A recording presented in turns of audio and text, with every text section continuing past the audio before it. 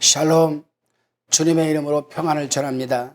오늘은 레위기서 12장 1절로 8절 말씀을 나눕니다. 11장에서 정한 짐승과 부정한 짐승의 기준을 통해 매일 대면하는 일상 속에서 성도에게 분명한 기준이 있음에 대한 말씀을 나누었습니다. 성도는 자신의 뜻을 쫓아 살아가는 사람이 아닙니다. 분명하고 엄격하지만 확실한 기준, 진리에 붙들리고 또한 붙들며 살아가야만 합니다. 본문 2절 말씀입니다. 이스라엘 자손에게 고하여 이르라. 여인이 잉태하여 남자를 낳으면 그는 7일 동안 부정하리니 곧 경도할 때와 같이 부정할 것이며, 남자를 출산한 산모는 7일간 부정하고, 또한 5절은 여아를 출산한 경우 2일에 즉 14일을 부정하다고 합니다. 나머지 본문을 정리하여 남아 출산 후 7일간 부정하고 33일간의 기간을 덧붙여 40일 뒤 여자 출산한 경우는 14일 부정하고 66일간의 기간을 붙여 80일 뒤 속죄 제사를 드리라고 명령합니다. 여기서 두 가지 의문이 생깁니다. 첫 번째, 축복받아야 할 출생 현장을 하나님은 왜 부정하다 하시는가? 둘째, 남자아이와 여자아이 부정한 시간이 왜 다른가 하는 질문입니다. 저는 이 부분을 놓고 참 많이 기도했고 많이 읽어봤고 묵상도 많이 했습니다.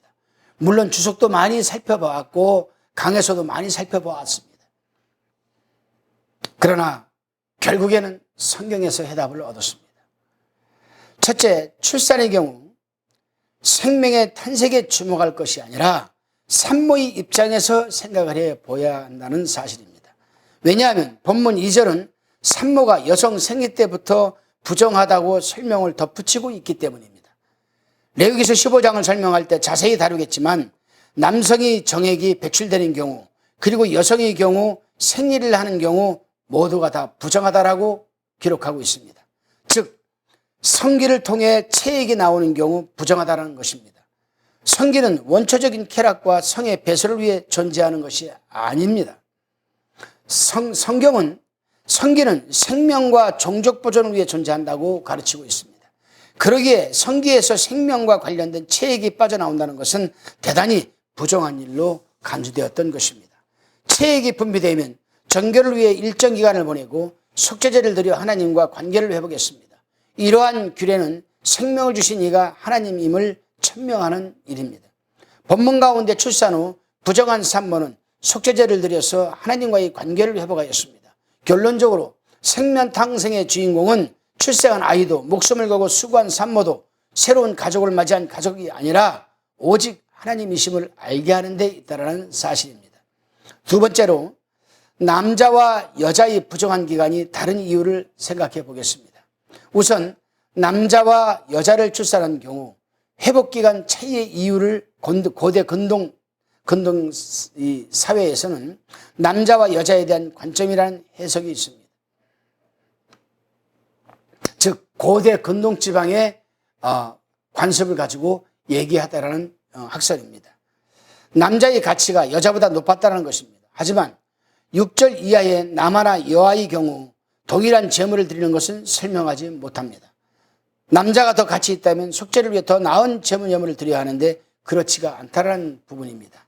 다른 해석을 더하여 의학적으로 생각해 본다면 남자 출생 산모의 경우 여자보다 빠르게 회복된다는 해석이 있기 때문입니다. 어느 정도 의학적으로 근거가 있겠지만 그 기간이 무려 2배 차이가 난다는 것은 명쾌하지 않습니다. 끝으로 여자는 다시금 출산과 해산의 과정을 거쳐야 하기에 정교일의 2배의 시간이 소요된다는 해석도 있습니다. 하지만 이를 뒷받침할 명확한 근거는 없습니다. 앞부분의 대표적인 3가지 해석은 명쾌한 답을 주지는 못합니다. 성경은 때로 성도에게 백과사전식으로 완전한 답을 주지 않을 때도 있습니다. 정결 기간의 차이는 우리의 이해를 뛰어넘는 미스테리한 영역임이 틀림없습니다. 분명한 것은 출산 이후 산모가 40일, 80일간 제사와 같은 회중 모임에 참석할 수가 없다는 점입니다. 그래서 다른 관점에서 살펴보고자 합니다. 남자와 여자가 2배의 회복기간의 차이점의 초점이 아니라 산모의 입장을 바라보아야 한다는 것입니다. 산모는 부정기간 육체 활동이 제한되고 활동 영역이 좁아집니다. 그녀가 할 수 있는 일은 생명을 돌보고 몸을 추스리기 위해 휴식에 집중할 수 있습니다. 아시겠지만 신생아는 2시간마다 수유와 수면과 기상을 반복합니다. 만일 산모에게 율법과 규례의 명분으로 장시간 빈번한 제사를 요구할 경우 산모에게 이보다 가혹한 형벌은 있을 수가 없을 것입니다. 그리고 신생아가 외부 환경에 노출될 경우 취약한 면역력으로 쉽게 생명을 잃을 수도 있기 때문입니다. 의료가 발달하지 못하고 여인과 어린아이의 생명이 존중받지 못하던 고대 근동 사회, 출산 후 정결기간은 이 산모와 신생아가 몸도 마음도 삶도 추스리는 소중한 시간이었을 것입니다. 속죄제물 역시 형편에 맞춰 어린 양 또는 형편이 어려울 경우 산불일기나 쥐불일기 새끼를 드리라 명하고 있습니다. 레위기 12장 전체는 생명을 생명답게 돌보며 갖고 있는 하나님의 깊은 배려가 담겨있는 장이라 할 수가 있습니다. 정리해보게 되면 출산 후 속죄제사는 출산으로 기쁨과 환희에 차 있는 모든 이들에게 하나님만이 생명의 주인이심을 일깨워주는 장치라 할 수 있습니다. 또한 출산 후 산모와 아기를 보호하기 위한 하나님의 특별한 배려요 안전망이라 할 수가 있습니다. 하나님이 사랑하시는 동역자 여러분, 그리고 화평방송 시청자 여러분, 생명의 주인은 하나님이십니다. 그분께서는 생명을 낳고 탈진한 산모를 배려하듯이 이 땅에 온 힘을 다해 살아가는 성도의 형편을 아시고 능력의 손으로 성도를 돌보시고 보호하시는 우리 하나님 감사하시기 바랍니다. 오늘 하루도 주님의 말씀을 따라 다수의 길이 아닌 믿음의 길, 좁은 길로 걸어가시는 소중한 하루가 되시기를 또한 주님의 이름으로 축원드립니다. 기도하시겠습니다. 주님, 생명의 주인이 다시금 주인이심을 일깨워 주시니 감사합니다. 주님, 생명보다 생명을 주신 분에 대한 감사와 감격을 잃지 않게 하시옵소서. 우리의 생명을 세밀하게 돌보시는 주님을 믿고 넓은 길 다수의 길을 벗어나 주님이 걸어가신 십자가의 길을 오늘도 흔들리지 않게 걸어가도록 붙들어 주옵소서. 감사드리옵고 예수 그리스도의 이름으로 기도드리옵나이다. 아멘.